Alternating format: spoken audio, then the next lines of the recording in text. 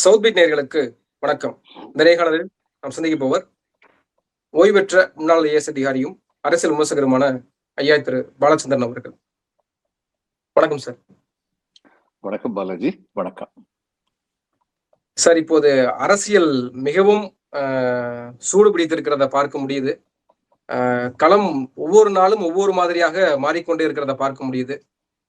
குறிப்பாக இன்றைக்கு தாவேக அரசுக்கு பெரும்பான்மை நிரூபிக்கணும் அப்படின்ற இடத்துல அதிமுகவில் ஒரு தரப்பு எஸ்பி வேலுமணி சிவிஎஸ் தரப்புல இருந்த 3 எம்எல்ஏக்கள் பெருந்துறை ஜெயக்குமார், சத்யபாமா மற்றும் மரகரம் குமரவேல் என்கிற இந்த 3 அதிமுக எம்எல்ஏக்களும் தங்களுடைய பதவியை ராஜினாமா பண்ணிட்டு இன்றைக்கு சூடாக தாவேகாவில் அமைச்சர் ஆதவ அர்ஜுனா முன்னிலையில தலைமைச் செயலகத்திலேயே இணைப்பு விழா நடந்திருக்கிறத பார்க்க முடியுது. எப்படி பார்க்கிறீங்க இந்த அரசியல் சூழலை? முதல்ல தலைமைச் செயலகத்தில் இந்த இணைப்பு விழா நடத்துறதெல்லாம் நிப்பாட்டணும். ஏன்னா தலைமைச் செயலகம் அரசு அலுவலகங்களுக்கானது. இந்த மாதிரி கட்சி மாறி வர்றவங்களை சேர்த்துக்கிறது இதுக்கானது கிடையாது. இந்த டிஃபரன்ஸ் இந்த உள்ள அமைச்சர்கள் ஆதவ அர்ஜுனா கொஞ்சம் விவரமானவர். அவருக்கே இது எப்படி தெரியாம இருக்குன்னு சொல்லி எனக்கு தெரியல. அது நிப்பாட்டிட்டாருன்னா நல்லா இருக்கும். மரபுகளுக்கு மாறானது. மற்றபடி இது ராஜதந்திரமான ஒரு முடிவு. ஏன்னா இவங்களுக்கு 107 பேர் இப்ப இருக்காங்க விஜய்க்கு. வெளியில இருந்து சப்போர்ட் பண்றது 5 + 8 13 பேரு. அதனால இல்ல 107ங்கிறது பிளஸ் 13 120 ஆகுது. 118 மினிமம் நம்பர், 120 ஆயிடுச்சு. இப்போ இந்த கம்யூனிஸ்ட் கட்சியில் எந்த நேரத்துல கொள்கை ரீதியாக முடிவுகளை சரி பண்ணல அப்படின்னு விலகிடுவாங்களோங்கிற ஒரு ஐயம் இருக்கும். ஒரு 4 பேர் இருக்காங்க. அதனால அந்த 4 பேருக்கு பதிலா பிளஸ் இன்னொன்னு என்னன்னா, எடப்பாடி முதல்ல இவங்க எல்லாம் வேலுமணி குரூப் எல்லாம் இங்க வந்த போது எடப்பாடி வீக் ஆயிட்டாருங்கிற மாதிரி ஒரு தோற்றம் இருந்தது. இன்னைக்கு அவங்களுக்கு அமைச்சரவையில் இடம் கிடைக்கிறதுன்னு வேலுமணி எல்லாரும் மறுபடியும் அங்கேயே போகலாம், தாய் கழகத்துக்கு போயிடலாம் அப்படின்னு யோசிக்கும் போது எடப்பாடி வெற்றி பெற்று விட்டார் அப்படிங்கிற தோரணை இருக்கு. எடப்பாடி ஏற்கனவே பேச ஆரம்பிச்சிட்டாரு. எல்லாரும் எடுத்துக்கிட்டே ஒருத்தரை தவிர அப்படின்றது. அந்த ஒருத்தர் யாரு எல்லாருக்கும் தெரியும். சோ இந்த நிலைமையில எடப்பாடி மறுபடியும் பலம் பெறும் நிலையில் கம்யூனிஸ்ட் கட்சிகளுடைய மொத்த உறுப்பினர்கள் 4 பேர் தங்களுடைய ஆதரவை எந்த காரணத்தையும் முன்னிட்டாவது விலக்கி கொண்டால் திமுக அதிமுக மற்ற எல்லாருமே ஒண்ணு சேர்ந்து ஓட்டு போட்டாங்கன்னா இவருக்கு எதிரா இவருக்கு பலம் இல்லாம போயிடும். இன்னும் 6 மாசம் இவர் நம்பிக்கை வாக்கெடுப்பு நடத்த வேண்டியதில்லை. ஆனா இந்த 6 மாசத்துக்கு அப்புறமும் இந்த டெமக்கல் சோடு அப்படின்னு சொல்லுவாங்க, கத்தி தலைக்கு மேல் கத்தி தொங்கிக் கொண்டே இருக்கும். அதை இப்ப இது பண்ணிட்டாரு, சரி பண்ணிட்டாரு. 3 எம்எல்ஏக்கள் அதிமுக எம்எல்ஏக்கள் ராஜினாமா பண்ணதுனால நம்பர் 1 அவங்க நம்பர் இப்ப குறைஞ்சிருச்சு. அங்க இப்ப மொத்தம் இருக்குது எத்தனை பேரு? 234ல 4 போக 230 இருக்காங்க. இந்த 230ல இன்னைக்கு தேதிக்கு இவருக்கு எத்தனை பேர் சப்போர்ட் இருக்காங்க? 107 + 5 112 + 8 120. அந்த 8ல 4 போச்சுனாலும் 116. இடதுசாரிகள் 4 பேர் வெளியேறினால் ஒரு பட்சத்துல அமைச்சரவை இடம்பெறாதனால வெளியேறினால் இந்த 4 பேர்களை வச்சு இடைத்தேர்தல்ல வெற்றி பெறலாம். இல்ல அதாவது பின்னாடி இப்ப உள்ள சிச்சுவேஷன் சொல்றேன். இப்ப உள்ளது 6 மாசத்துல இடைத்தேர்தல் நடக்கிறது கொஞ்சம் லேட் ஆயிடுச்சு. அப்ப இடைத்தேர்தல் முடியறதுக்கு முன்னாடி மறுபடியும் ஒரு நம்பிக்கையில்லா தீர்மானமே வருதுன்னு வைங்க 6 மாசம் கழிச்சு. இன்னைக்கு பலம் எவ்வளவு? 230 சட்டமன்றத்துல. 230ல இவர் கூட இருக்கிறது எத்தனை பேரு? 107 + 5 காங்கிரஸ் 5 112 + அந்த 8 பேரும் சேர்ந்து 120. இந்த 120ல 4 பேர் போயிட்டாங்கன்னா எவ்வளவு? 116. சட்டசபையில மொத்தம் இருக்கிறது எத்தனை? 230. 116 மெஜாரிட்டி இருக்குல்ல. 6 மாசத்துக்குள்ள எலெக்ஷன் நடத்தலன்னா கூட அவருக்கு மெஜாரிட்டி இருக்கு. ஆனால் 6 மாசம் கழிச்சோ 6 மாசத்துக்குள்ள எலெக்ஷன் நடத்தினா என்ன உறுதி இருக்கு 4மே இவருக்கு ஜெயிக்கும்னு சொல்லி? அப்படியெல்லாம் எலெக்ஷன்ல யாரும் சொல்ல முடியாது. ஏன்னா பதவியேற்ற 3 வாரத்துல 25 கொலைகள் அவங்க இப்ப அடுக்கடுக்கா எதிர்கட்சிகள் சொல்ல ஆரம்பிச்சிட்டாங்க. பொதுவா இங்குண்டும் அங்குண்டுமா நடக்கிற கொலைகள் நான் ஏற்கனவே சொல்லியிருக்கேன். திமுக பிரிவுகளையும் சொல்லியிருக்கேன், இவர் பிரிவுகளையும் சொல்றேன். இங்குண்டும் அங்குண்டுமா நடக்கிற கொலைகள்ல அரசியல் கொலைகள் நடந்தால் அது கவனிக்கப்பட வேண்டிய ஒன்று. மற்றபடி சொந்தக்காரங்க ஒருத்தர் அடிச்சுக்கிட்டாங்க, ஃப்ரெண்ட்ஸ் ஒருத்தருக்கு அடிச்சுக்கிட்டாங்க, கருத்து வேற்றுமையினால் பக்கத்து வீட்டுக்காரங்க அடிச்சுக்கிட்டாங்க, இந்த கொலைகளுக்கு எல்லாம் அரசு எப்படி பொறுப்பாகும்? கொலை நடந்ததுக்கு அப்புறம் விசாரிக்கணும், தீவிரமா விசாரிக்கணும், கொலை செஞ்சவரை பிடிக்கணும், கேஸ் நடத்தணும், இதெல்லாம் அரசுடைய பொறுப்பு. ஆனா இப்படிப்பட்ட கொலைகளை தடுக்க வேண்டியது அரசுடைய பொறுப்புன்னு சொல்றது முட்டாள்தனம். அதனால விஜய் காலத்திலே அது மாதிரி யாராவது சொன்னாங்கன்னா அது முட்டாள்தனம் தான். ஆனா பெண்களுக்கு எதிரான இன்னைக்கு சமூக ஊடகங்கள் பலம் பெற்று விட்டன. பெண்களுக்கு எதிரான ஒரு நிகழ்வு நடந்தாலும் அது தமிழ்நாடு முழுமைக்கும் பேசப்படும். அதுல சென்சிட்டிவா இருக்கணும், உடனடியா நடவடிக்கை எடுக்கணும். ஆனா பொதுவா வந்து மின்வெட்டு வந்திருக்கு, தண்ணி சப்ளை வந்து சரியில்லை, இதெல்லாம் வந்து ஒரு ஆட்சி மேல அதிருப்தியை கூட்டும். அதனால தொடர்ந்து இதே மாதிரியே நிகழ்வுகள் நடந்து 6 மாசத்துல வந்து இவருடைய சப்போர்ட் பேஸ் எந்த அளவுக்கு இருக்குன்னு சொல்ல முடியாது. அதனால 4 ராஜினாமா பண்ணிட்டாங்க, 4லயுமே திருச்சியை சேர்த்து நாங்க ஜெயிச்சிருவோம் அப்படிங்கிறது வந்து சரியான கால்குலேஷன் கிடையாது. இதனால் ஓகே. அறியப்படும் உண்மை என்னவென்றால் இன்னொரு 10 பேரை ராஜினாமா பண்ண வைப்பாங்க. அதாவது அதுதான் நடக்கும். நாங்க ஸ்ட்ராங் ஆகுறோமோ இல்லையோ, எதிராளிகள் வீக்கன் ஆகணும்ன்ற அந்த ஸ்ட்ராட்டஜியை ஃபாலோ பண்றாங்க. ஆமா ஆமா. ஆனா இதுல தற்காலிகமாக அதில் வெற்றி அடைந்திருக்கிறார்கள். இன்றைய தேதிக்கு அதில் வெற்றி அடைந்திருக்கிறார்கள். ஆனா இதுல வந்து அரசியல் தாவேக்காவுக்கு தெரியுமா, விஜய் அதை வந்து மேற்கொள்வாரா, விஜய்க்கு அனுபவம் இருக்கு, அரசியல் ஒருவேளை நிர்வாகத்துல இனிமேல் தான் எக்ஸ்பீரியன்ஸ் வரணுமோ என்னமோ, ஆனா ஆல்ரெடி அரசியல் ரீதியாக என்னென்ன பண்ண முடியும் அப்படின்னு கற்றுக்கொண்டு வந்தது போல இன்றைக்கு என்னென்ன செய்ய முடியுமோ எல்லாத்தையுமே அவங்க கையாளுறாங்க இல்லையா, எல்லா ஆயுதங்களையும் பயன்படுத்துறாங்கல்ல. ஏஆர் ரஹ்மான் சொல்லுவார், எல்லா புகழும் இறைவனுக்கேன்னு. அது மாதிரி இங்க என்ன நடந்தாலும் விஜய்க்கு தான் புகழோ எகழோ கிடைக்கும். இது வந்து விஜய்க்கு பின்னாடி உள்ள ஸ்ட்ராட்டஜிஸ்ட் இருக்காங்கல்ல, அவங்க சொல்லி நடந்திருக்கலாம். ஆனால் நிச்சயமாக கட்சி தலைவர் என்ற முறையில், கட்சி ஆண்டு கொண்டு இருக்கின்ற முதலமைச்சர் என்ற முறையில் அவருக்கு எல்லா புகழும் அவருக்கு தான் போய் சேரும். இதுல வந்து நீங்க சொன்னது போல இதுல சட்ட ஒழுங்கு பிரச்சனை அப்படின்றது இன்னைக்கு மிகப்பெரிய அளவுல பேசுபொருளாகி மாறி இருக்கு. எல்லா குற்ற பின்னணிகளையும் வந்து நம்ம வந்து ஒரு கற்பிதத்தை உருவாக்கக்கூடாது அப்படின்னு அரசு அது பொறுப்பேற்கணும்ன்றதை தாண்டி இன்னைக்கு பாலியல் ரீதியான துன்புறுத்தல்கள் வந்து அதிகமாயிருக்கு. குறிப்பா இந்த 2 வார காலங்கள் 15 நாட்கள் தான் அந்த அரசு பொறுப்பேற்று ஆயிருக்கு. அதற்குள்ளாகவே நிறைய கொலை, இரட்டை கொலைகள்னே நிறைய சம்பவங்கள் வந்து ஃபைல் ஆயிருக்கிறத பார்க்க முடியுது. சிஎம் உடைய தொகுதி பெரம்பூர் தொகுதியிலே வந்து பட்ட பகல்ல குடிபோதையில வந்து ஆட்டோ கண்ணாடி உடைக்கிறது அதெல்லாம் நடக்கிறதெல்லாம் பார்க்கிறோம். நிறைய குற்ற சம்பவங்கள் நடந்துட்டே இருக்கு. இத ஒரு அனுபவம் இல்ல அவங்களுக்கு அப்படின்றதுனால நம்ம அதை பேசாம கடந்து போகணுமா, இல்ல ஒரு 3 மாத காலம் 6 மாத காலம் நம்ம டைம் கொடுத்து பார்க்கணும்னு எடுத்துக்கிறதா? ஆனா அது வரைக்கும் இந்த குற்ற சம்பவங்களை எப்படி நம்ம கையாளுறதுன்னு ஒரு விஷயம் இருக்குல்ல. இல்ல இந்த குற்றச்சம்பவங்கள் சகிக்க முடியாதவை. அதாவது 2 விதமான ஆட்கள் இதுல ஈடுபட்டிருக்கலாம். ஒண்ணு அந்த ஓவர் எந்தூசியாஸ்டிக் டிவிகே வாலண்டியர்ஸ், நம்ம ஜெயிச்சிட்டோம், நம்ம ஆட்சி தான், நம்ம வச்சதான் சட்டம், அப்படி விவரம் தெரியாம நாங்க ஆட்சி வந்து நான் சொன்னேன் இல்ல, நான் ஸ்டூடெண்ட் இருந்தபோது ஒரு பையன் ரூரல் ஏரியால இருந்து வந்திருந்தாரு, முத்தையான்னு சொன்னால பேர் நினைவுருக்கு. அவர் என்சிசியில சேர்ந்தாரு. என்சிசியில சேர்ந்த உடனே ட்ரெஸ் வந்து அந்த காக்கி ட்ரெஸ் கொடுப்பாங்க இல்லையா, அவர் அந்த காக்கி ட்ரெஸ் போட்டு அன்னைக்கு சாயந்தரம் வந்து அவரு வில்லேஜுக்கு வந்து சைக்கிள்ல தான் போவாரு. சைக்கிளை வந்து ரோட்டு ஓரத்தில் நிப்பாட்டிட்டு இதுல ரோட்ல டபுள்ஸ்ல வந்தவங்களை எல்லாம் பிடிச்சிட்டாரு. அவருக்கு என்ன அதிகாரம் இருக்கு?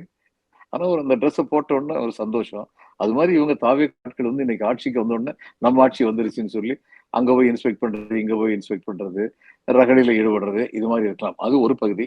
இன்னொரு பகுதி வந்து புது கவர்மெண்ட் கொஞ்சம் வீக்கா இருப்பாங்க, அடிக்கிறத அடிச்சுக்கிடுவோம்னு சொல்லிட்டு லூட் பண்றது, சமூக விரோத செயல்களில் ஈடுபடுறது, இது இன்னொரு பகுதி.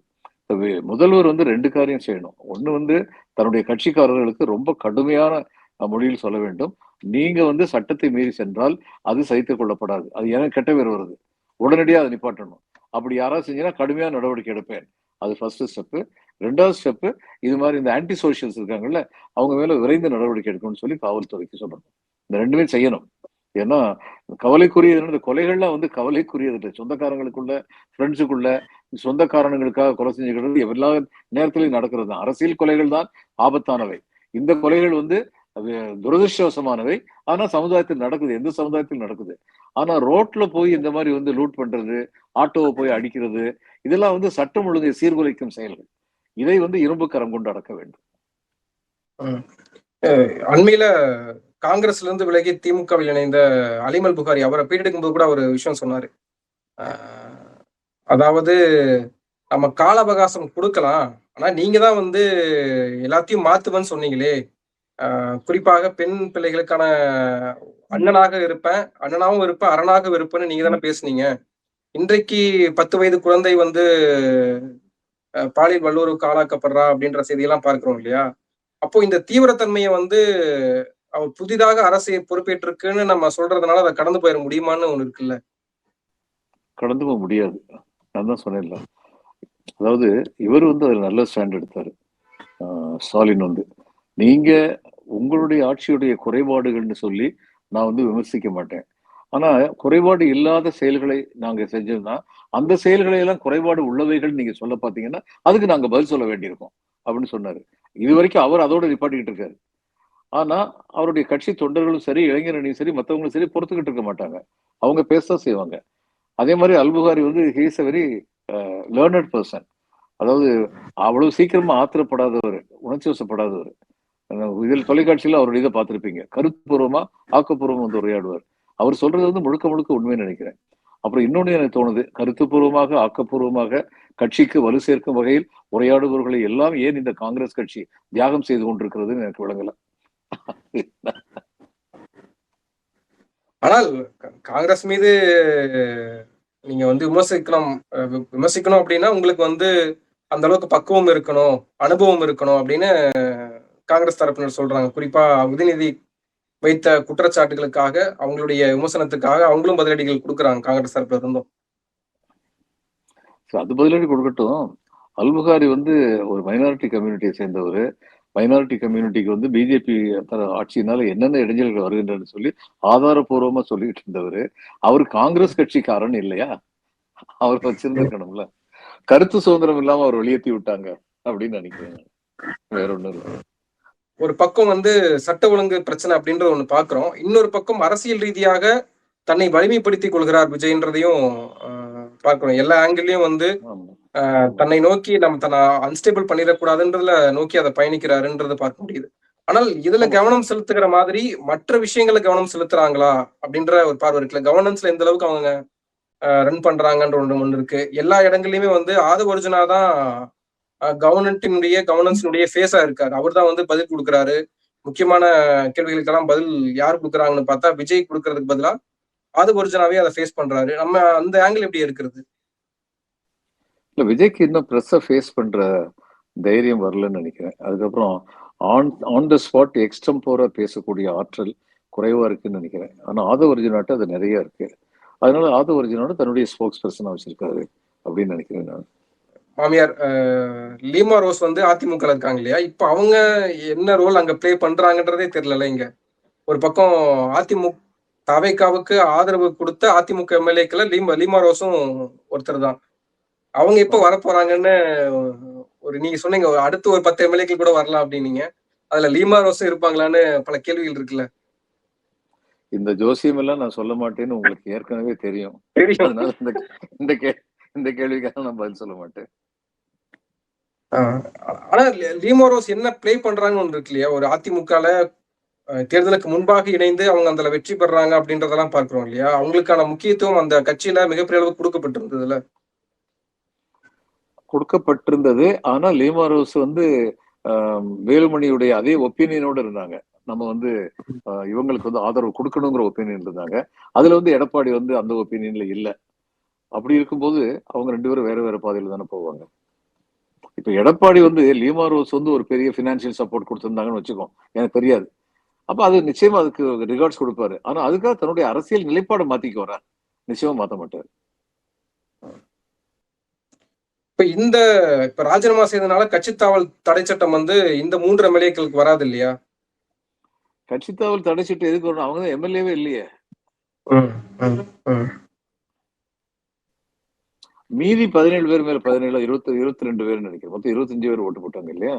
மீதி 22 பேர் மேல அந்த இன்னொன்னு தெரிஞ்சுங்க, சட்டப்படி விப் கொடுத்தாச்சு. அந்த விப்புடைய கடிதத்தோட நகல் வந்து இவற்ற இருக்கும், ஸ்பீக்கர்ட்ட இருக்கும். அந்த விப்பை மீறி ஓட்டு போட்டாங்கன்னா ஸ்பீக்கர் வந்து அந்த கட்சி தலைவருடைய கடிதத்தை கூட காத்துக்கிட்டு இருக்க வேண்டியதில்லை. சட்டப்படி இம்மீடியட்டா அவங்களை பதவி விலக்கலாம். ஆனா இங்க கட்சி தலைவரும் கடிதம் கொடுத்துட்டாரு. இதுக்கப்புறமும் இன்னும் ஆக்ஷன் எடுக்காம இருக்காங்க. இன்னைக்கு இவ்வளவு அவசரப்பட்டு 3 பேர் ரிசைன் பண்ணது அது கூட ஒரு காரணமா இருக்கலாம். ஒருவேளை மறுபடியும் அத்தனை பேரையும் எடப்பாடி தன் பக்கம் சேர்த்துக்கிட்டாருன்னா வலிமை உள்ளவர் ஆயிடுவாருங்கிறதுனால விருட்டு சொல்லி இவங்க 3 பேர் ரிசைன் பண்றதுக்கு அழைக்கப்பட்டிருக்கலாம். அழைப்பை இவர்கள் ஏற்றிருக்கலாம். இன்னும் சில பேருக்கு அழைப்பு விடுக்கப்பட்டிருக்கலாம். ஆனா ஆளுநர் சொன்னபடி மெஜாரிட்டி இல்லைன்னா குதிரை பேர் அரசியல் நடைபெறும், அதுக்காகத்தான் நான் வந்து மெஜாரிட்டி காமிக்க சொல்றேன்னு ஒரு விளக்கம் கொடுத்தாப்புல. இப்போ நடக்கிறதெல்லாம் பார்த்தா இதே குதிரை பேர் அரசியல் தானே நடக்குது. அந்த அரசியல் தான் நடந்துட்டு பார்க்கிறோம். பீகார், ஹரியானா இது மாதிரி தமிழ்நாடு என்னைக்குமே போகாம இருந்ததுதான் நல்லா இருந்திருக்கும். தமிழ்நாட்டுக்கு இன்னைக்கு அந்த கதி வந்திருக்குங்கிறது நிஜம்தான். ஆனா அதை செய்கிறது விஜய் இல்ல, அவர் தானே தூய அரசியலை முன்னெடுத்து வந்தவர் தானே.